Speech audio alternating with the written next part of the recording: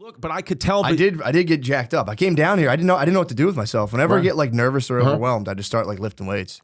Where do you lift in your house? Yeah, no, I have an apartment I use as an office. So I like go there to write and like get out of my house, and I have a gym attached to the apartment. I just go like.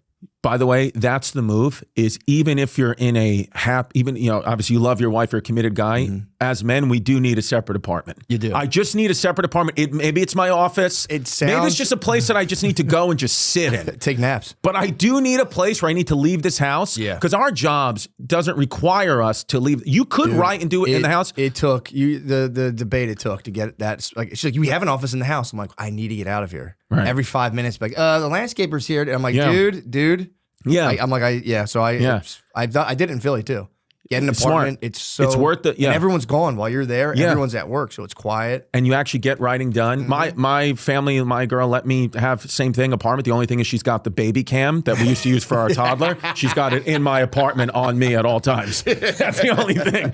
It does sound like a smash pad. It does, but I'm like, it's not. I swear to God, I'm just trying to write. I'm just trying to write about history in there. Yeah, exactly. I'm literally watching documentaries on General McClellan, and she thinks I'm like banging women. I'm like, I swear to God, I'm watching fucking like Ken Burns documentaries about the Civil War. That's all I'm doing. It's quiet. Yeah, and you don't need, it's. I think people take that for granted. Like, you need some separation. Even now, like I really hate being away from my kids. I miss them so much. But when I'm away from them for a few days, I just feel like I come back and I'm just like a recharged, better dad. Yeah. I'm talking to my kids about little things I learned. And because I'm like, if you just sit in that situation, I don't know, you just start to take for granted what you have. And then when I leave, I'm like, dude, what a fucking life I have. I have beautiful kids or whatever. I got Steve on the road getting horny. I'm like, what a life, dude. But if you just sit in your circumstances, then you start to normalize things. And then you start to think what you have isn't that good when it's actually all you've ever dreamed of. Yeah, it's true, man. I saw I was standing outside today and I saw this like homeless lady just chilling outside near, she was like inspecting the trash cans. And I'm like chilling there, like just watching her. And I'm like, damn, dude, this lady... No one's giving this lady a hug. Did you go up? Long. Did you go up and do it? Thought about it. I gave her a really like friendly good morning. I said, good morning, ma'am. And she just kind of like. That's nice. Looked at me, and it was cool too because I never seen like she was quiet and she was like, looking through the trash.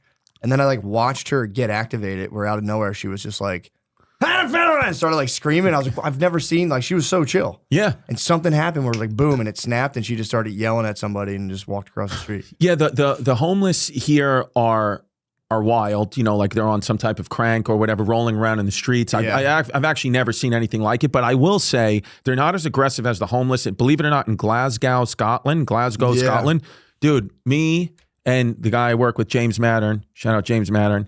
Is he horny too or not? He's a horny dude. He's a horny dude. He's a horny dude. He's got a hairy back. He's like a horny fucking hairy back guy. Yeah, dude. But he's a horny guy and he's got big dick. Shit. That dude.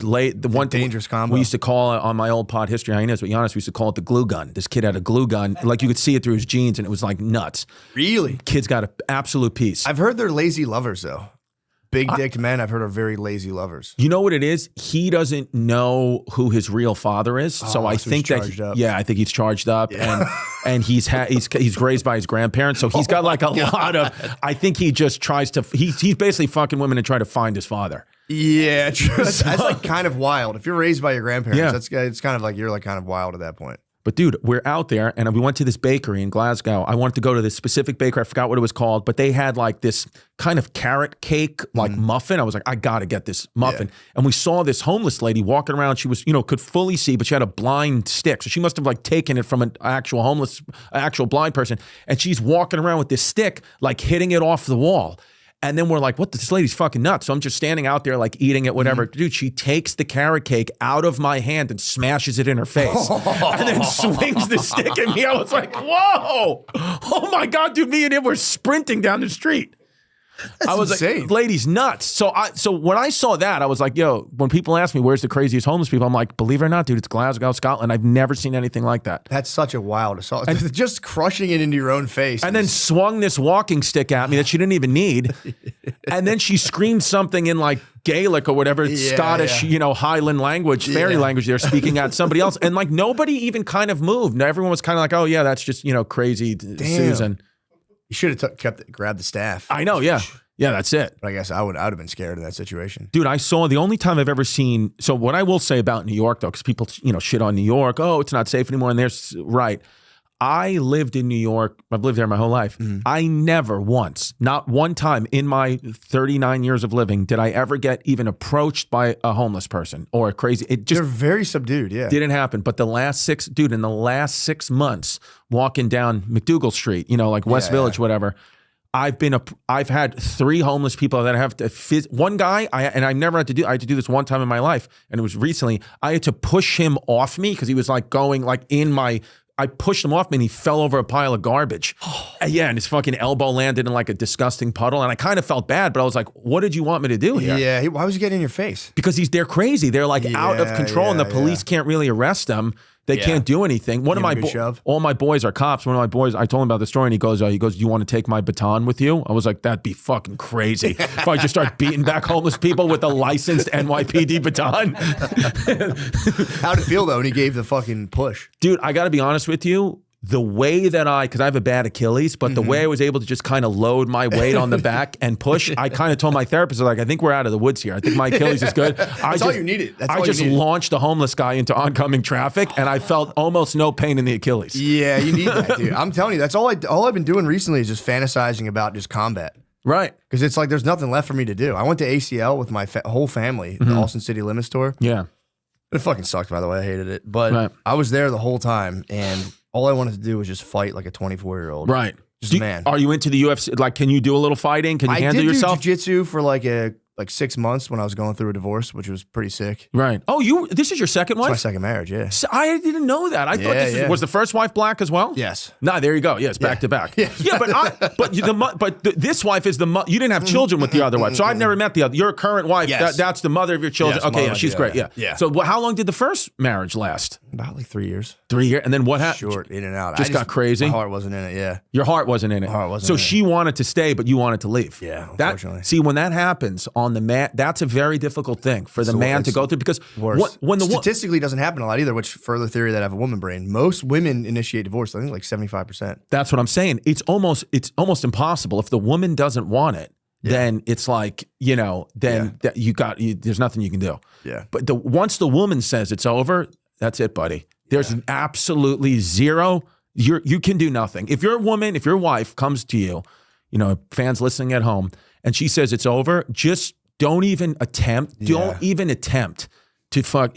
By the way, she's moved on with another guy secretly for 6 months ago. Yeah. So just know it's over. Please don't even try. Yeah. Or what you can do is get back, start like a viral business TikTok, and just do numbers and just absolutely crush her. 100%, dude. That's all you can do. How did you tell the first wife like it's over? It had been in conversation here and there, and then eventually like I just kind of reached like a breaking point myself. Yeah. It was just me. I just entered into a relationship like when you said you go what was her name? Oh, actually, I'm not gonna say her name. Yeah, you can't say that. As soon as I said that, I was like, don't say her name. Yeah, and then I was like, so you're like. I just wasn't ready. It was like I still wanted to do stand up, and then it was like I was being pulled into like it was just over. Like the tomb was in front of the boulder. Like you got to enter the corporate world or like career man. Whatever. I couldn't do it, and then I had to just go off. She goes, "You must be out your goddamn mind." Yeah, pretty much.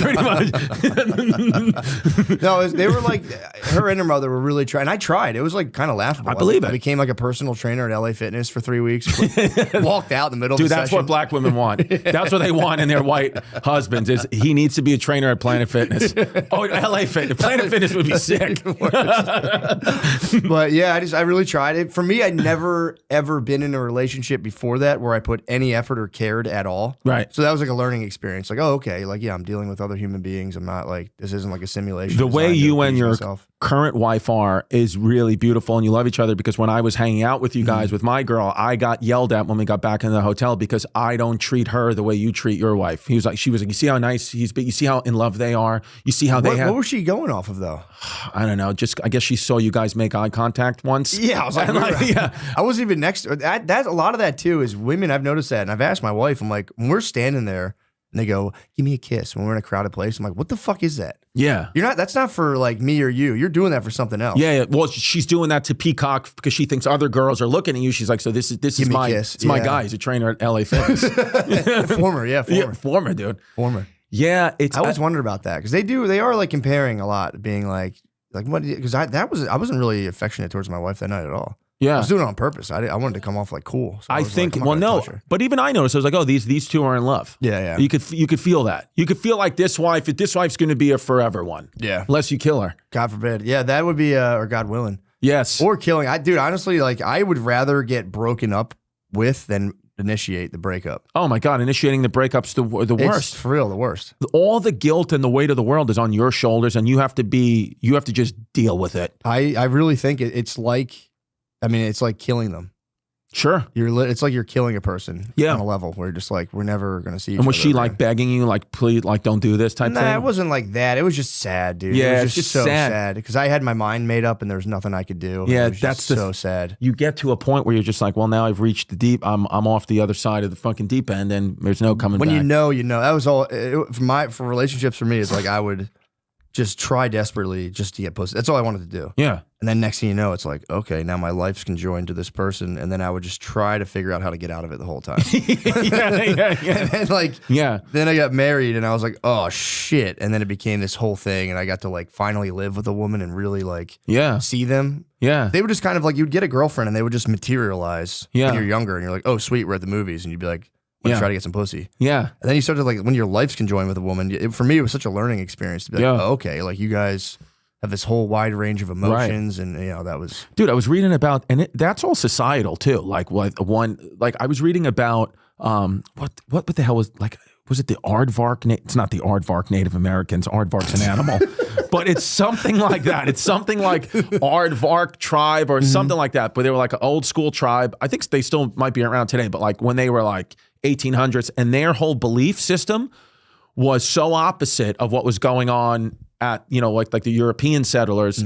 They were like, they thought it was crazy, men and women, to marry one person and to only raise your own children. That was like a foreign concept to them. They're like, no, what the women do here is the men fight for who's the strongest guy, and then they get to fuck the strongest woman, and then they fuck, and that one gets pregnant, so she goes away, and then the next one steps up, and you keep fighting, and then That's such a good idea. And then you impregnate them, right? And then here's how it works. Are the women fighting too, or are they doing? No, the women are just there. The women are just there. How are they gauging their strength? I guess just like I guess the men are fighting and doing all types of things, but then like, I'm sure it's just who's the hottest. Yeah, the hottest. The guys are just like that one. Who's got the biggest tits? That's just all it is. She has strong tits. Yeah, so like when you get all the way down the list, you're like, fuck, what am I even fighting for over this pig? So the guys would fight, whatever. And then here's the interesting thing. Number one, have the baby, and then that baby, it's not your and hers baby. It's you created that baby together, but it's for the village, and the village raises it. Like it takes a village, whatever. Yeah. So there's no the monogamy is not, and they not only do they not believe in it, they think it's actually bad for society. They're like, why would you do that? And then with like abortion and stuff like that, it's obviously a thing. Big debate, whatever, and guilt, and I get why, of course, but this culture. If you say you impregnated like the top lady, right? And then she's pregnant and she's watching you over the next few months, and she's like, this guy's actually weak. He's not as strong as I thought. They had this potion of herbs and spices. They would abort the baby. Oh. They would abort it. And it was like, it was not even shameful. The guy was shamed on, like, you did that, motherfucker. Fuck. Yeah. Oh, so that's fucking. Yeah, dude. Yeah, abortions are kind of guys' fault too. 100%. Still to this day, it's kind of like, yeah, bro. Yeah. Oh yeah. She'd have like lifted a log in front of her. And dude. Sure you want to fucking do this? Yeah. I've been on the sidelines for a couple of them. I'm like, dude, this is me. This is me. My fault. My fault. My bad, dude. I should be stronger.